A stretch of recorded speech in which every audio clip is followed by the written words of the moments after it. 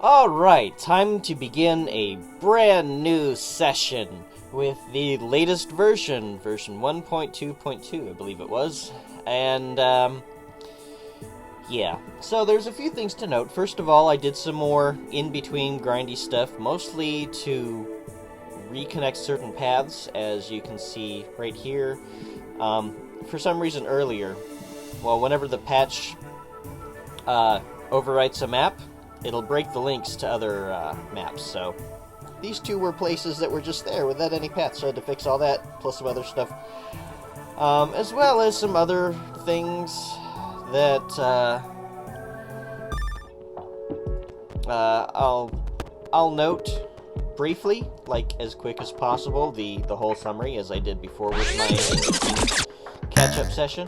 One thing you may notice is that I have a strike soul, because I was stupid and I wanted to see what the two bows did, and then I accidentally saved. Whoops.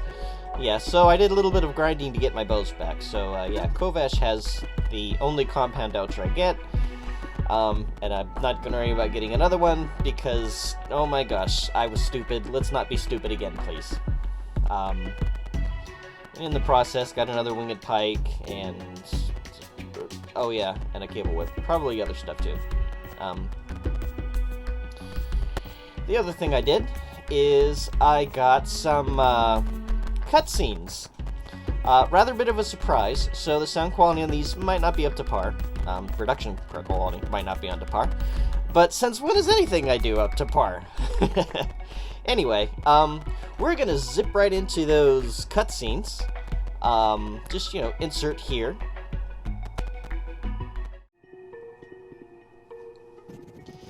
That night, Kirill comes to see you. You know, when we first met, I had a good feeling about you. That's not something that Lucat gives you a lot of opportunities to say. I know there's a sorta don't ask rule we have about each other's brands, but I wanted to tell you how I got mine. It's nothing that crazy, but, well, maybe it is sorta crazy. But it's been a while since I told anybody about it, and I trust you, so here goes. I used to be a guard, long time ago. Just a small-town guard, your standard orc thug in a metal suit kind of guy. I loved it, though. I love people. I love looking out for people, and I love kicking the bad guys' butts. And for a while, that's what I did. At some point, though, I blinked and missed it. I started getting orders to avoid areas where we knew some rotten stuff was going down. I'd get pulled off of investigations only to find out that nobody else had been put on. Someone was getting their palms or their knobs greased to turn a blind eye. Maybe a lot of someone's were. I was the only orc in the guard, and I know that we don't always have the best reputation for being squeaky clean when it comes to human lands, but I loved my job, and it made me sick to see someone shitting all over it like that. I quit, but I refused to walk away. I sorta kept doing what I'd been taught to do, but without the authority of the guards. I fucked up a bunch of the people who'd been placing bribes and a bunch of the guards who'd been taking them. At first, it was just me, but then some of the other guards who felt the same way I did turned coat and started following me instead. We worked in the dark, but we kept that little town safer than it had ever been, and man, was the guard ever pissed at us. They smeared us pretty bad, tried to get the people to hate us, but it didn't work too well. The little guys who knew who was really looking out for them.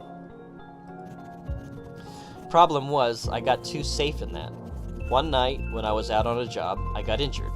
Looking for a place to lay low, I went to a guy I'd helped out once. He took me in, bandaged me up and fed me, and then brought the guards right to me while I was asleep. I never had a damn chance.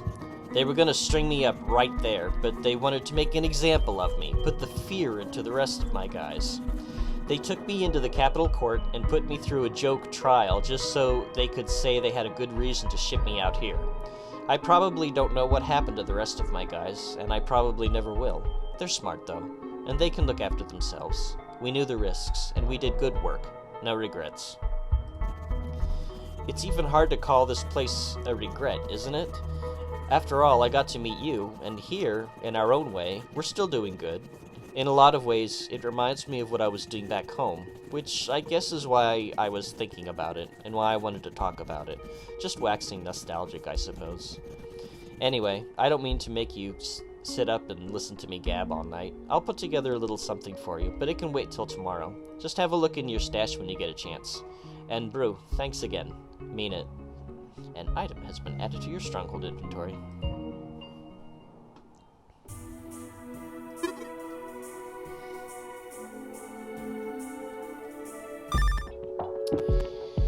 So, Carillo has gifted us with Carillo's Bond, which is effectively equivalent to, Nazar's Bond token, but,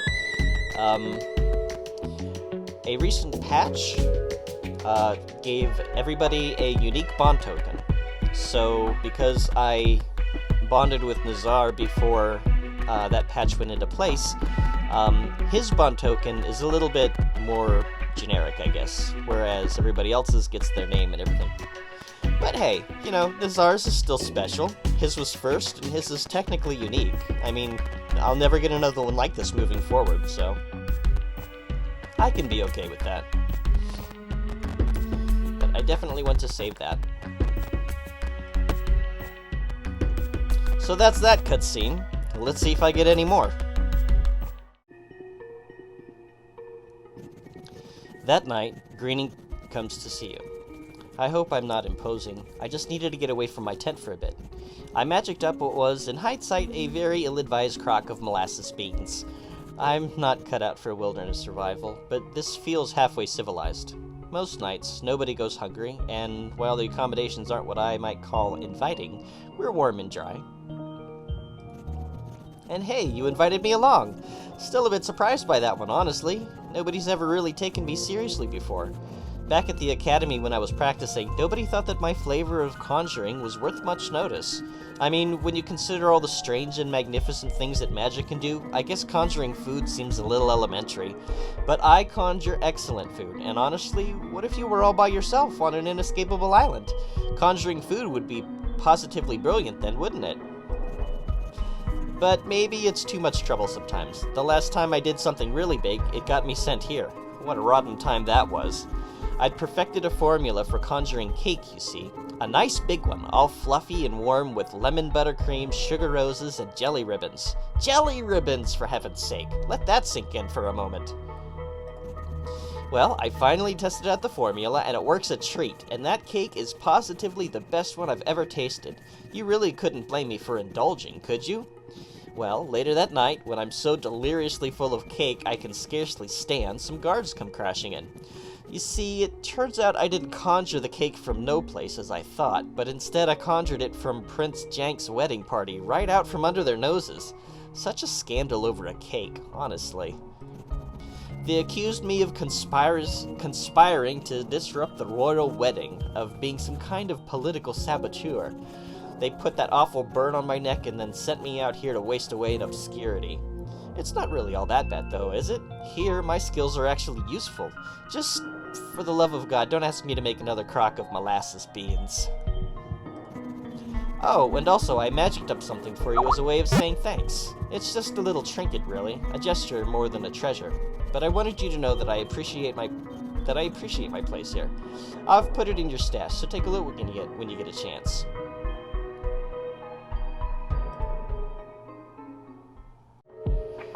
It's a spoon!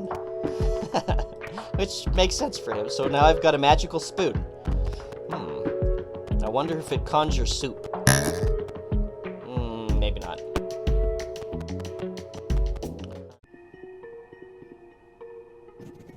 That night, Kovash comes to see you. My turn for watch. Before you go, take this. It is my thanks. Boy, Kovash really isn't much for words, is he?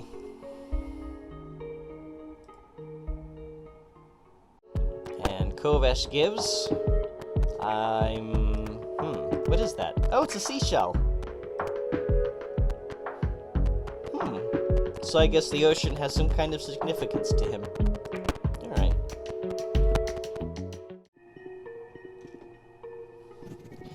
That night, Bato comes to see you. A stupid deer. That's what was got... Excuse me. That was what got me sent here, you know? I speak the good Englishes.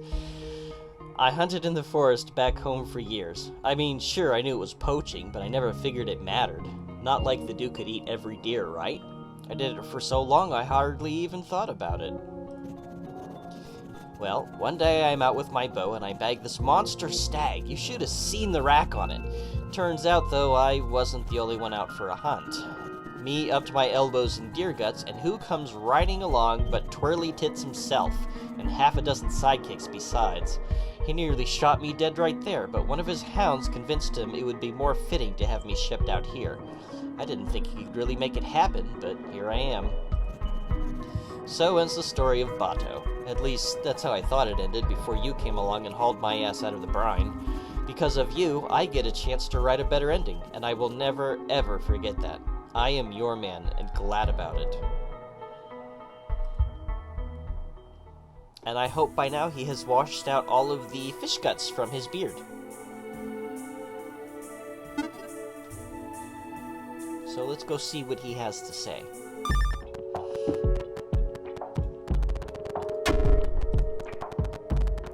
Everything's in order here. Got something on your mind? Seems like forever ago we were crawling through that damned cave together. I never thought of myself as much of an adventurer, you know, but this, after staring fishy death in the face, I am having more fun than I ever did. We got something good here, and it's thanks to you.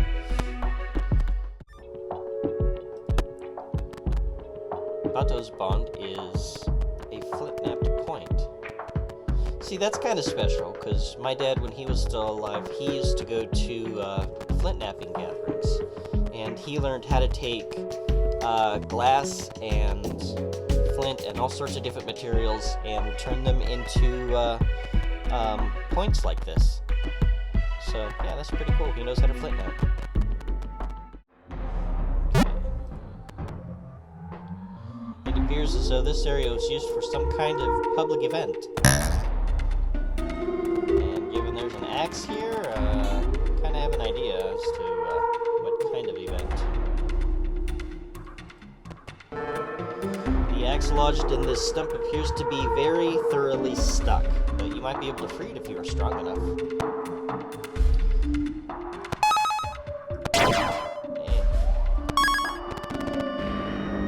Bit of a strain. The old wood complains loudly as you wedge the axe free, but come free it does. Its home in the stump has seemingly protected its edge from the rust that covers its heel. So we get the victor's axe.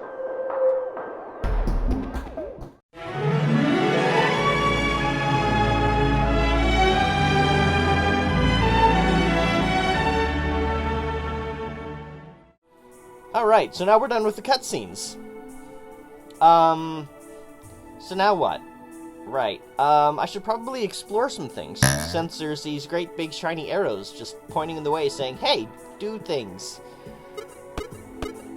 Alright, so let's see, we've got the Ash-Caked Archive, the Young Trail, Moldering Dugout, Woodcutter's Trail, Arcus and Metus. That sounds yummy. The Silent Library, Overgrown High Road, Slaughtered Caravan. Oh, wait. There's a surprise waiting for me. Where was it? It was here. Here it was. Alright.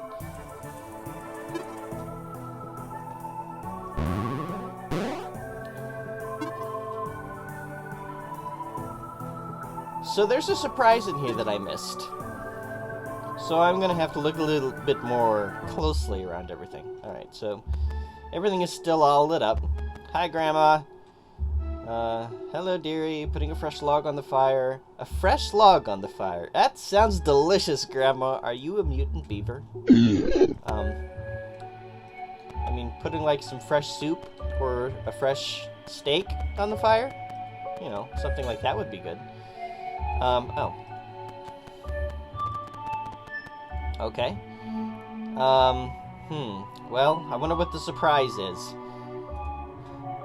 These barrels have been set here as a crude barricade. They are empty and could easily be moved. So, I'm guessing if I move them I can get to the chest, so... The old woman whistles a brief note, her face twisted into an inhuman grin. Okay, tactics, hide in the corner. That's a good tactic, right? Nope, fumbled with the bow. Ow.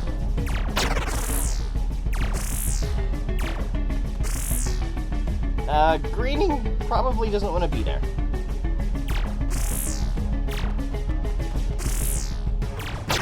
Ow.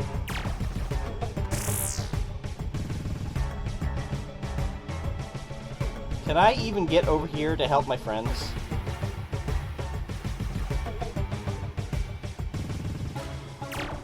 I can. Good. Ah.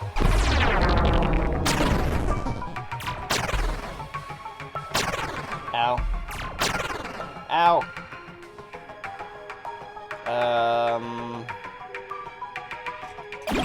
Magic battle! Ah! Uh-oh, he's standing... Okay. We're getting a little crowded here. I need some breathing room, you guys.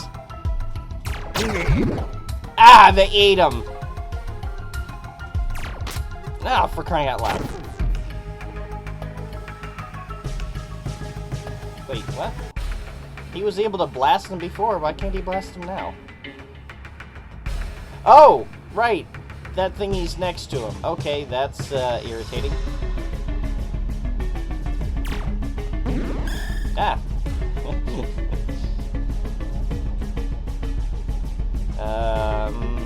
Bit of healing for us. Oh, I'm poisoned, right. And I'm not close enough to Nazar to actually heal him. Well, this is turning out to be a mess. Let's attack you instead! Stop eating them! Finally, stop eating them! Oh. Sweet. You get to see your gustomancy at work. What did you make? A crisp lager. Delicious.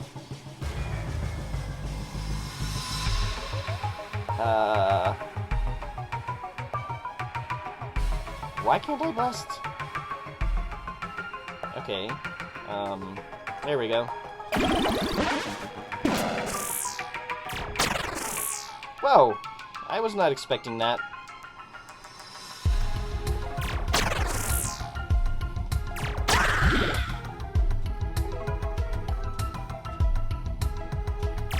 I guess there's chairs in the way, that's why you can't do that.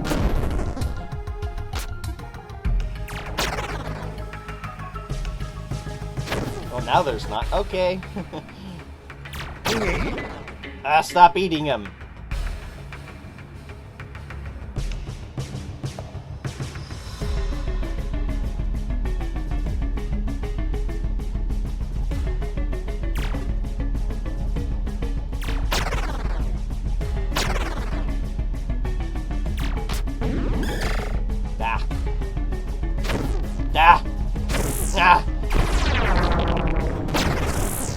Oh, he didn't ward that one very well. No food for you.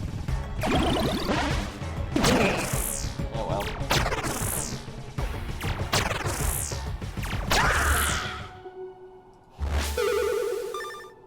And we take Grandma's stick.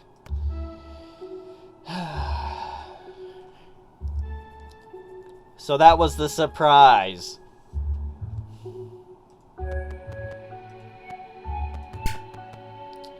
And for our troubles, we get some creamy chowder, a moist cornbread, and a roast chicken. So we just raided her cupboard.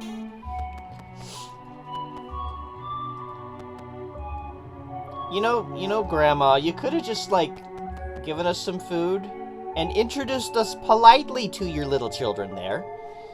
You know, if everybody had minded their manners, we probably wouldn't have blood all over the floor.